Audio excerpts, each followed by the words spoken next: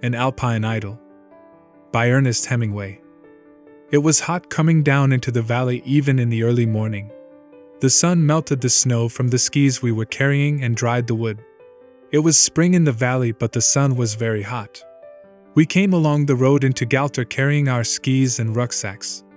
As we passed the churchyard, a burial was just over. I said, "Grüß Gott," to the priest as he walked past us coming out of the churchyard. The priest bowed. "It's funny a priest never speaks to you," John said. "You'd think they'd like to say Grüß Gott." "They never answer," John said. We stopped in the road and watched the sexton shoveling in the new earth. A peasant with a black beard and high leather boots stood beside the grave. The sexton stopped shoveling and straightened his back. The peasant in the high boots took the spade from the sexton and went on filling in the grave, spreading the earth evenly as a man spreading manure in a garden. In the bright May morning, the grave filling looked unreal. I could not imagine anyone being dead. "Imagine being buried on a day like this," I said to John. "I wouldn't like it." "Well," I said, "we don't have to do it." We went on up the road past the houses of the town to the inn. We had been skiing in the Silvreta for a month, and it was good to be down in the valley.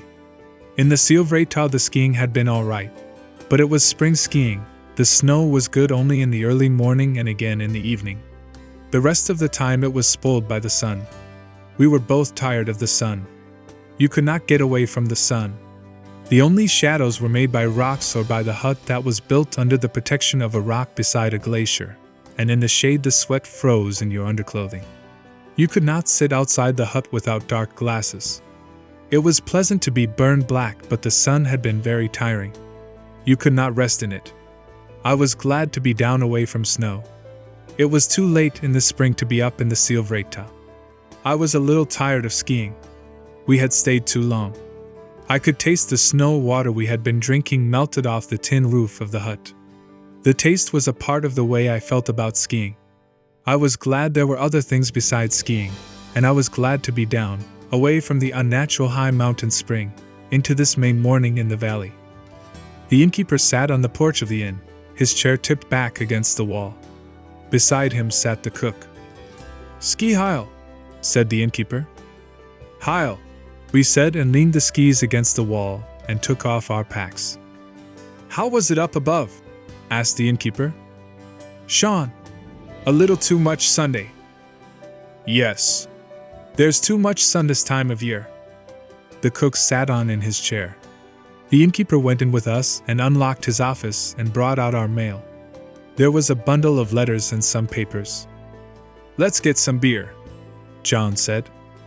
"Good. We'll drink it inside." The proprietor brought 2 bottles and we drank them while we read the letters. "We better have some more beer," John said. A girl brought it this time. She smiled as she opened the bottles. "Many letters," she said. "Yes. Many. Prosit," she said and went out, taking the empty bottles. "I'd forgotten what beer tasted like." "I hadn't," John said. "Up in the hut I used to think about it a lot." "Well," I said, "we've got it now. You oughtn't to ever do anything too long." "No. We were up there too long. Too damn long," John said. "It's no good doing a thing too long." The sun came through the open window and shone through the beer bottles on the table. The bottles were half full. There was a little froth on the beer in the bottles, not much because it was very cold. It colored up when you poured it into the tall glasses. I looked out of the open window at the white road. The trees beside the road were dusty. Beyond was a green field and a stream. There were trees along the stream and a mill with a water wheel. Through the open side of the mill I saw a long log and a saw in it rising and falling. No one seemed to be tending it. There were 4 crows walking in the green field. 1 crow sat in a tree watching. Outside on the porch the cook got off his chair and passed into the hall that led back into the kitchen. Inside, the sunlight shone through the empty glasses on the table. John was leaning forward with his head on his arms. Through the window I saw 2 men come up the front steps. They came into the drinking room. One was the bearded peasant in the high boots. The other was the sexton. They sat down at the table under the window. The girl came in and stood by their table. The peasant did not seem to see her. He sat with his hands on the table. He wore his old army clothes. There were patches on the elbows. "What will it be?" asked the sexton. The peasant did not pay any attention. "What will you drink?" "Schnapps," the peasant said. "And a quarter-liter of red wine," the sexton told the girl.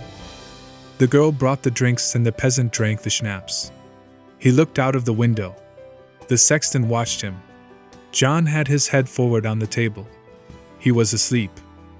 The innkeeper came in and went over to the table. He spoke in dialect and the sexton answered him. The peasant looked out of the window. The innkeeper went out of the room. The peasant stood up. He took a folded 10,000 kronen note out of a leather pocket book and unfolded it. The girl came up. "Alice?" she asked. "Alice," he said. "Let me buy the wine," the sexton said. "Alice," the peasant repeated to the girl. She put her hand in the pocket of her apron, brought it out full of coins and counted out the change. The peasant went out the door. As soon as he was gone, the innkeeper came into the room again and spoke to the sexton. He sat down at the table. They talked in dialect. The sexton was amused. The innkeeper was disgusted. The sexton stood up from the table. He was a little man with a mustache. He leaned out of the window and looked up the road. "There he goes in," he said. "In the Lowen?" "Ja." They talked again, and then the innkeeper came over to our table. The innkeeper was a tall man and old. He looked at John asleep. "He's pretty tired." "Yes, we were up early."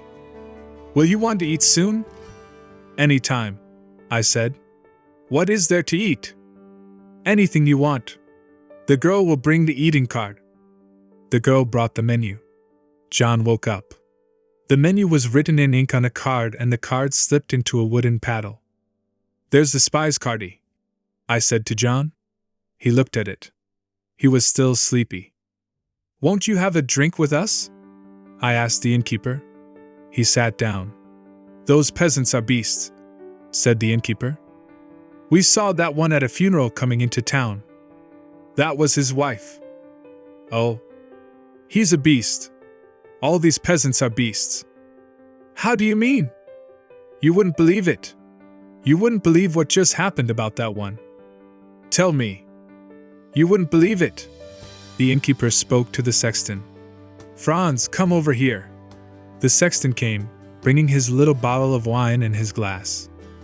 "The gentlemen are just come down from the Wiesbadener hut," the innkeeper said. We shook hands. "What will you drink?" I asked.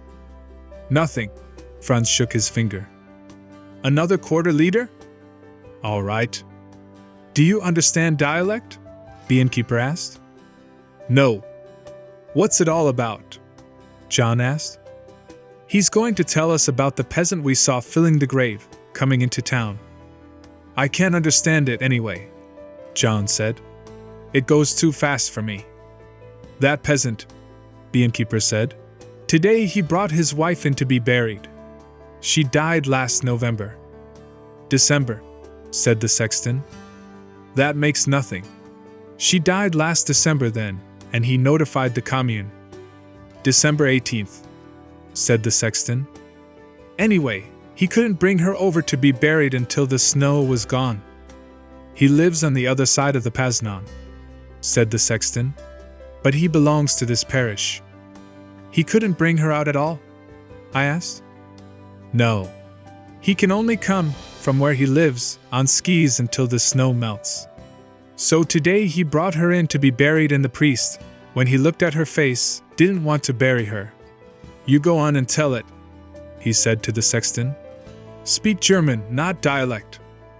"It was very funny with the priest," said the sexton. "In the report to the commune she died of heart trouble. We knew she had heart trouble here. She used to faint in church sometimes. She did not come for a long time. She wasn't strong to climb. When the priest uncovered her face, he asked Oles, 'Did your wife suffer much?' 'No,' said Oles. When I came in the house, she was dead across the bed. The priest looked at her again. He didn't like it. How did her face get that way? I don't know, Oles said. You'd better find out, the priest said, and put the blanket back. Oles didn't say anything. The priest looked at him. Oles looked back at the priest. You want to know? I must know, the priest said. This is where it's good, the innkeeper said. Listen to this. Go on, Franz. Well, said Oles, when she died I made the report to the commune and I put her in the shed across the top of the big wood. When I started to use the big wood she was stiff and I put her up against the wall. Her mouth was open, and when I came into the shed at night to cut up the big wood, I hung the lantern from it. Why did you do that? Asked the priest. I don't know, said Oles. Did you do that many times? Every time I went to work in the shed at night. It was very wrong, said the priest. Did you love your wife? Ja, I loved her, Oles said. I loved her fine. Did you understand it all? Asked the innkeeper. You understand it all about his wife? I heard it. How about eating? John asked. You order, I said. Do you think it's true? I asked the innkeeper. Sure it's true, he said. These peasants are beasts. Where did he go now? He's gone to drink at my colleague's, the Lowen. He didn't want to drink with me, said the sexton. He didn't want to drink with me after he knew about his wife, said the innkeeper. Say, said John. How about eating? All right, I said.